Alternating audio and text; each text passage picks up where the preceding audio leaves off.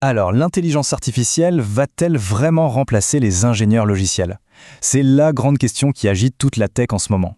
Et si l'idée peut paraître un peu excessive, eh bien les chiffres, eux, sont assez clairs. On va décortiquer ça ensemble pour voir ce qui se joue vraiment. Pour bien se rendre compte, il faut regarder d'où on vient. Il y a à peine 18 mois, la capacité de l'IA à programmer, c'était proche de zéro. Sur le test de référence du secteur, le SW Bench, qui mesure la résolution de vrais problèmes de code sur GitHub, son taux de réussite était de moins de 2%. Autant dire rien du tout. Aujourd'hui, on frôle les 80%. C'est juste une explosion. Une progression hallucinante en très très peu de temps. Et comme si ces chiffres ne suffisaient pas, il y a eu cette petite phrase qui a mis le feu aux poudres. Un directeur de l'ingénierie chez Anthropic, la boîte derrière l'IA Claude, a lâché « le génie logiciel est fini ».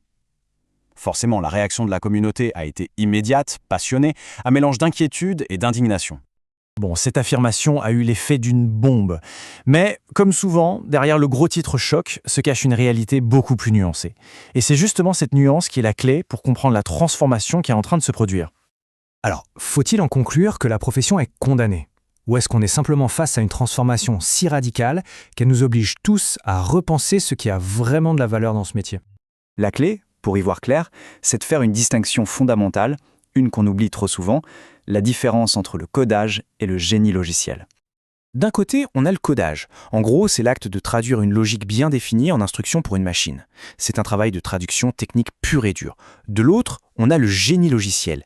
Et là, on change complètement de dimension. C'est un peu la différence entre traduire un manuel technique et dessiner les plans d'un bâtiment. Le génie logiciel, c'est comprendre des besoins qui sont fous au départ, c'est concevoir des architectures complexes qui vont durer, arbitrer des compromis, coordonner des humains. Bref, c'est bien plus large. Et c'est là que tout s'éclaire. Face à la polémique, l'ingénieur d'Anthropic a lui-même corrigé le tir. Il aurait dû dire que c'est le codage qui est fini, pas le génie logiciel. Et cette nuance, elle change tout. L'IA est devenue brillante pour la partie traduction technique. Mais tout ce qui touche à l'ambiguïté, à la complexité humaine, ça reste pour l'instant une autre affaire. Mais cette clarification n'est qu'une partie de l'histoire. Pour vraiment saisir la situation, il faut revenir aux données et mesurer concrètement les progrès de l'IA sur cette tâche spécifique de codage. On reprend donc notre fameux test, le SW Bench. En octobre 2023, on était à 2%. En août 2024, à peine 10 mois plus tard, on passe à 33%. Et les projections, elles donnent le vertige. On parle de plus de 70% début 2025 et de plus de 90% d'ici 2026 ou 2027. Ce qui est important de comprendre, c'est que ces données sont publiques et vérifiables. La tendance est donc limpide et l'accélération, elle, ne ralentit pas. Et ce qui est vraiment frappant, c'est de voir que cette analyse est partagée par tout le monde au sommet. Les dirigeants d'Amazon, de Meta, de Nvidia, des gens qui ont accès à des quantités massives de données en interne, arrivent tous à la même conclusion. Le codage pur devient une commodité. La valeur se déplace vers la conception, la stratégie, la compréhension des besoins. Et logiquement, les rôles les plus exposés sont ceux qui sont très standardisés, centrés sur l'exécution. Alors comment naviguer là-dedans? Il existe un modèle mental assez simple mais très puissant pour y voir plus clair. C'est ce qu'on peut appeler l'échelle d'abstraction. Imaginez une échelle à 3 niveaux. Tout en bas, il y a l'exécution, écrire le code, corriger un bug. C'est le quoi, c'est là que l'IA devient un maître. Au milieu, on a la conception, l'architecture, comment les systèmes communiquent entre eux. C'est le comment.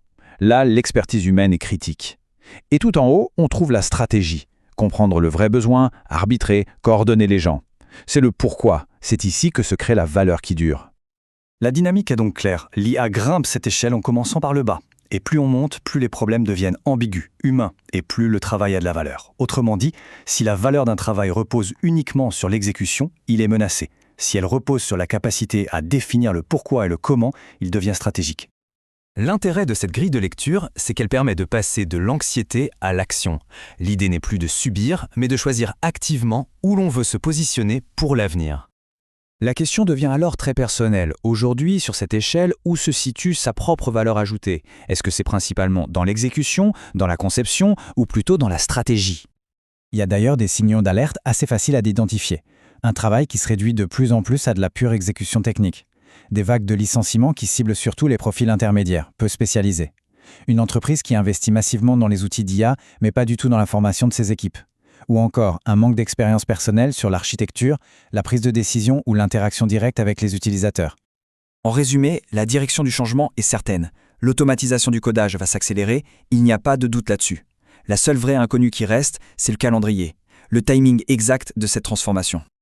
Et cette incertitude sur le quand ne doit surtout pas être un prétexte pour ne rien faire. Au contraire, c'est une fenêtre d'opportunité, une chance pour se repositionner intelligemment, pour commencer à monter sur cette échelle de l'abstraction. Au final, la question n'est plus de savoir si l'IA va transformer le métier, mais plutôt comment. Sur quel échelon de cette échelle de valeur chacun choisira-t-il de se positionner? C'est sans doute la question la plus stratégique pour les années à venir.